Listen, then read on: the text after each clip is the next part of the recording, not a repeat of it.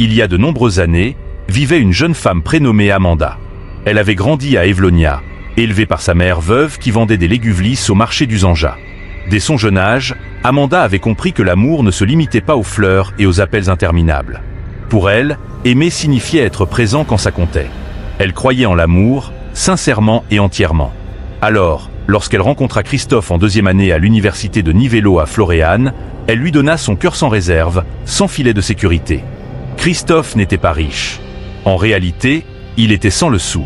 Issu d'une famille modeste, il devait souvent emprunter des manuels et se contenter d'un repas par jour. Mais ce qui lui manquait en argent, il le compensait par des rêves plein la tête. Sous le manguier derrière la bibliothèque, il partageait avec Amanda sa vision de l'avenir. Créer une entreprise de logistique, acheter des claritions, porter des costumes et serrer la main de sénateur.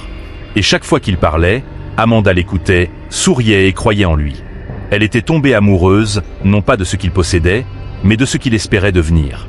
Lorsqu'il ne put payer les frais de son mémoire de fin d'études, Amanda emprunta à la tontine de sa mère pour l'aider. Elle alla même jusqu'à vendre l'ordinateur portable qu'elle utilisait pour son activité de couture, juste pour qu'il puisse terminer ses recherches.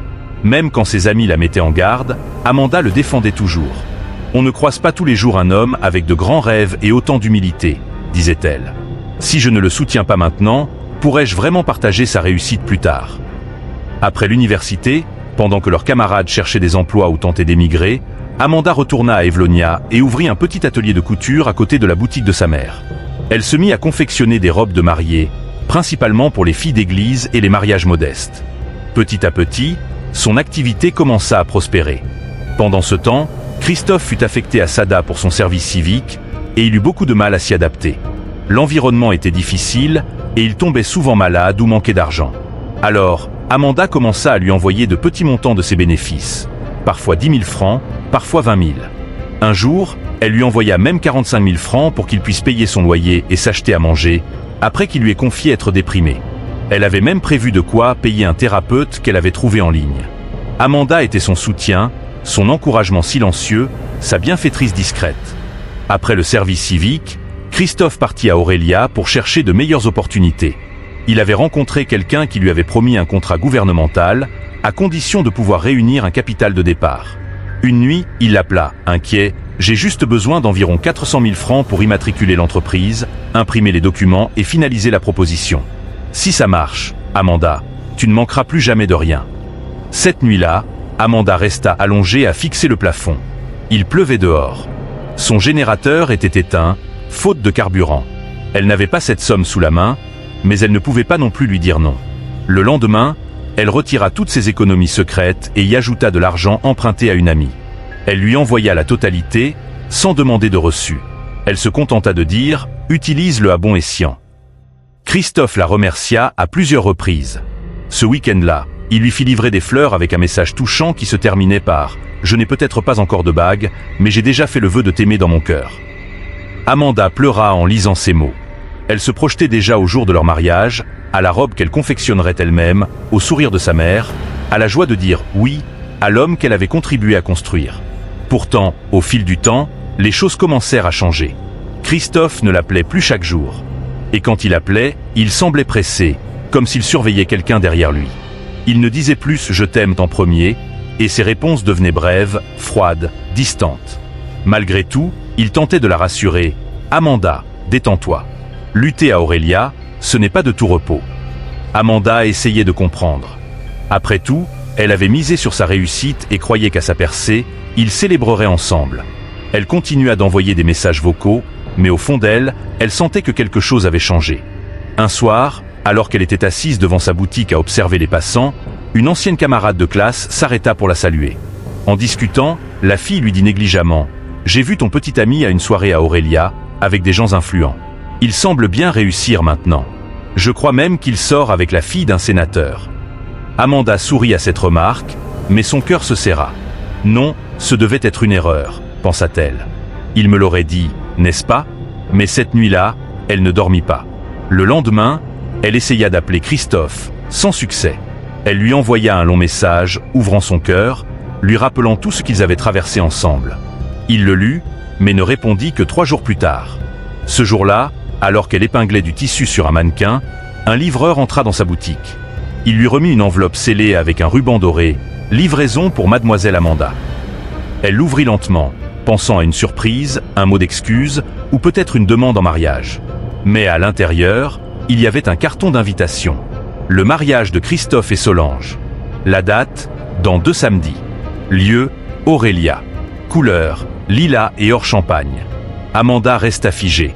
Ses doigts devinrent engourdis. Elle laissa tomber l'enveloppe et s'assit sur le sol froid de son atelier. Les mots se brouillaient dans ses yeux, noyés par les larmes brûlantes. Christophe allait épouser une autre. Et pas n'importe qui, la fille d'un sénateur. Après tout ce qu'elle avait sacrifié, toutes ces nuits passées le ventre vide pour l'aider financièrement. Après toutes les prières. Après toute la foi. Après tous ces rêves qu'elle avait tissés autour de lui. Il ne l'avait pas seulement quitté. Il l'avait invité à le regarder faire. Amanda ne parla à personne ce jour-là.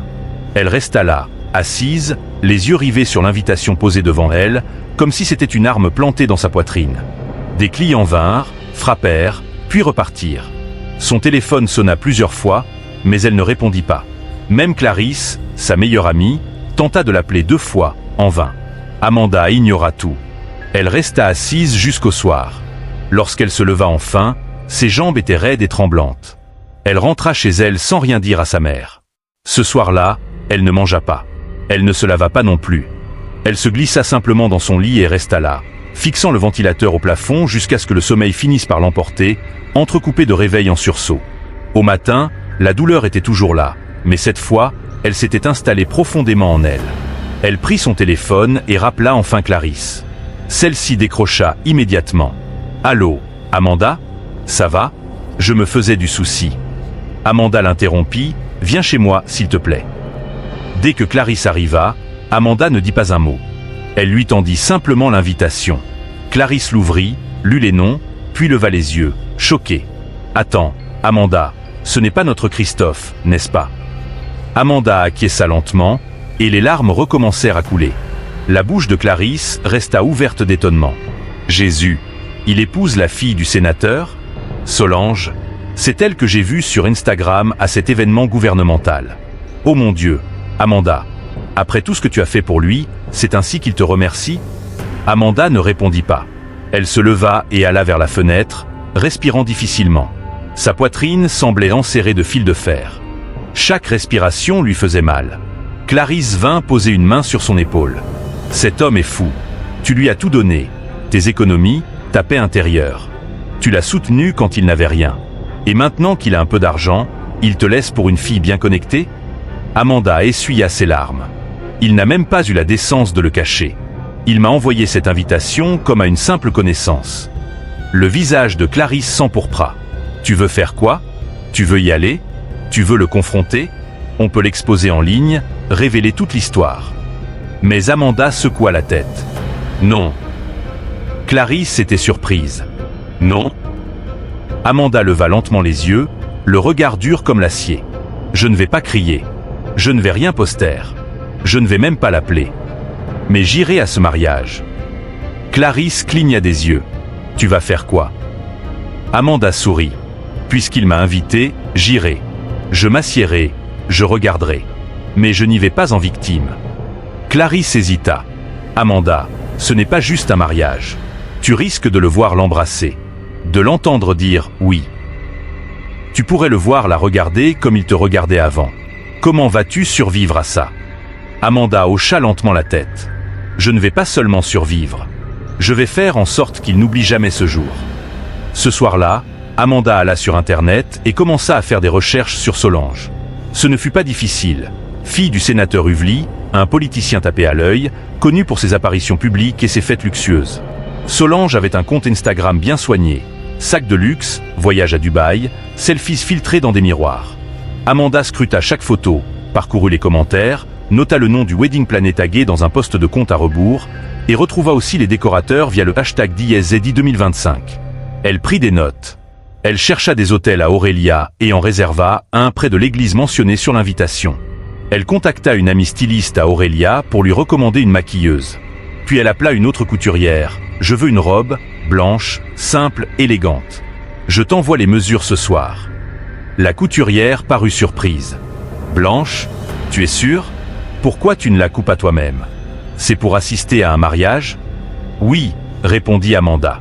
Mais ne la fais pas ressembler à une robe de mariée. Fais-la ressembler à un avertissement.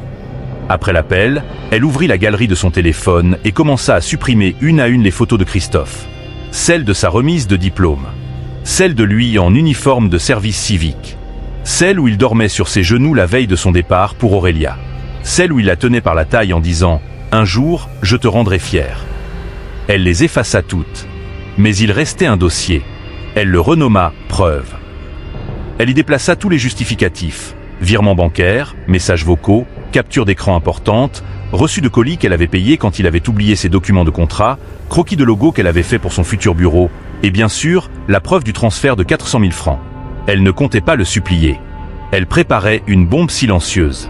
2 jours plus tard, Clarisse revint. « Je n'arrive toujours pas à croire que tu vas vraiment faire ça, Amanda. » Amanda sourit. « Avant, je croyais que l'amour, c'était tout endurer. Mais maintenant je sais. Parfois, aimer, c'est tracer une ligne, quitte à la faire en lettres de sang. » Clarisse parut nerveuse. « Et si ça se retourne contre toi ?»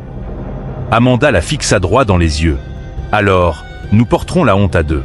Je n'ai plus rien à perdre. Mais une chose est sûre, il ne dira pas oui dans la paix. » Le matin du mariage, le soleil d'Aurélia tapait fort. Mais le cœur des Amanda était plus froid qu'un congélateur. Elle était assise sur son lit d'hôtel, fixant son reflet. La robe avait été livrée 2 jours plus tôt, parfaite.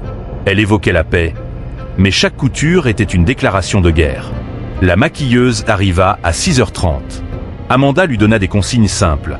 Pas de couleurs vives, pas de paillettes, juste un look propre, des sourcils nets, des lèvres sombres. Pendant que la femme travaillait, Amanda restait immobile, tenant l'invitation entre ses mains. Christophe et Solange. Chapelle Saint-André, réception au Jardin de Rose, il à 8h15. Elle était prête, debout près de la fenêtre de l'hôtel, regardant les voitures défiler.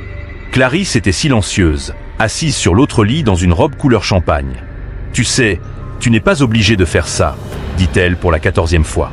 Mais Amanda ne répondit pas. Elle se tourna, prit sa petite pochette blanche où elle avait glissé l'enveloppe avec toutes les preuves. Relevés bancaires imprimés, capture d'écran de conversation. Elle enfila ses chaussures et dit à son ami « Je n'ai pas besoin de parler fort.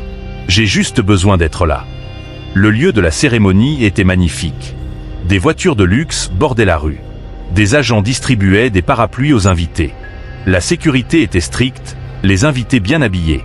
Amanda descendit du taxi et marcha vers l'entrée. Elle n'avait pas l'air déplacée. Au contraire, elle semblait élégante avec peu. Elle tendit son invitation à l'agent à l'entrée. Il regarda la carte, puis sa robe, puis à nouveau la carte. Il ne dit rien et la laissa passer. À l'intérieur, les invités étaient déjà installés. La chorale chantait, le prêtre était à l'autel, feuilletant son missel. Amanda alla s'asseoir au 2e rang, juste derrière la famille de la mariée. Un cousin du sénateur la regarda brièvement, hocha la tête poliment, puis retourna à son téléphone. Amanda posa son sac sur ses genoux, la tête haute. La porte s'ouvrit. Christophe entra en premier, vêtu d'un costume bleu marine, le même qu'ils avaient admiré ensemble en ligne. Il marchait lentement, saluant quelques invités, tentant d'afficher de l'assurance, jusqu'à ce que son regard croise celui d'Amanda. Il faillit trébucher. Mais Amanda ne s'y a pas. Elle le fixa droit dans les yeux, comme pour sonder son âme. La bouche de Christophe bougea légèrement, mais il détourna vite le regard vers l'autel. Quelques instants plus tard, la musique changea. Solange entra, dans une robe de mariée somptueuse, tenant le bras de son père. Les invités applaudirent. Le prêtre parla d'amour, de fidélité, de loyauté. Amanda faillit rire quand vint le moment des vœux. La voix de Christophe trembla à 2 reprises. Après l'échange des anneaux, la cérémonie prit fin. La réception, somptueuse, resplendissait de fleurs, de musique douce, de champagne. Amanda s'assit à la table 5, réservée aux invités spéciaux. Personne ne l'en empêcha. Tout semblait parfait, jusqu'au hommage. Le maître de cérémonie annonça. Quelques proches vont dire un mot sur les mariés. Accueillons mademoiselle Amanda Orval. Amanda se leva. Solange parut confuse. Christophe devint livide. Amanda prit le micro. Bonjour à tous. Je serai brève. Je suis ici pour honorer le marié. Car je crois qu'il faut offrir des fleurs aux vivants. Les invités écoutaient, captivés. Cet homme, je l'ai connu sans rien. Pas d'argent, pas de travail, même pas confiance en lui. Mais il avait des rêves. Et moi, j'y ai cru. Je les ai nourris. Financés. Je l'ai vu grandir. Il disait que j'étais son monde. Je l'ai cru. Un silence s'abattit. Je l'ai nourri, habillé, soutenu pendant son service. Je lui ai donné l'argent pour lancer son entreprise. Même le logo de sa société, c'est moi qui l'ai dessiné. Elle sortit une enveloppe de sa pochette. Voici les preuves. Pour ceux qui douteraient, elle la posa devant Solange. Certains oublient vite les mains qui les ont nourris. Alors je suis venu voir de mes propres yeux à quoi ressemble la trahison, bien habillée. Elle fixa Christophe. Si ça t'aide à dormir de savoir que tu es un menteur froid et calculateur, je suis heureuse d'offrir à ta chère épouse un petit rappel de l'homme qu'elle épouse. Elle rendit le micro et sortit par la porte arrière. Un silence de plomb s'installa. Solange se tourna vers Christophe. C'est vrai ? Je peux t'expliquer. Elle ouvrit l'enveloppe. Les transferts, les promesses. Elle ne dit rien. Elle ôta sa bague et quitta la salle. Le sénateur la suivit. Christophe courut après eux. Le mariage, à peine âgé de 2 heures, venait d'exploser. Dans sa chambre d'hôtel, Amanda vit la vidéo de son discours circuler sur Instagram et Twitter. Flou mais limpide. Les hashtags explosaient. Dièse tel-bas payé-bas son-bas mariage. Dièse marié-bas parti-bas en-bas plein-bas repas. Dièse Zichi 2025 occasion de honte. Clarisse, en sueur et euphorique, lisait les commentaires. Amanda, tu es virale. Tout le monde parle de toi. Solange a annulé la lune de miel. Déjà ? Oui.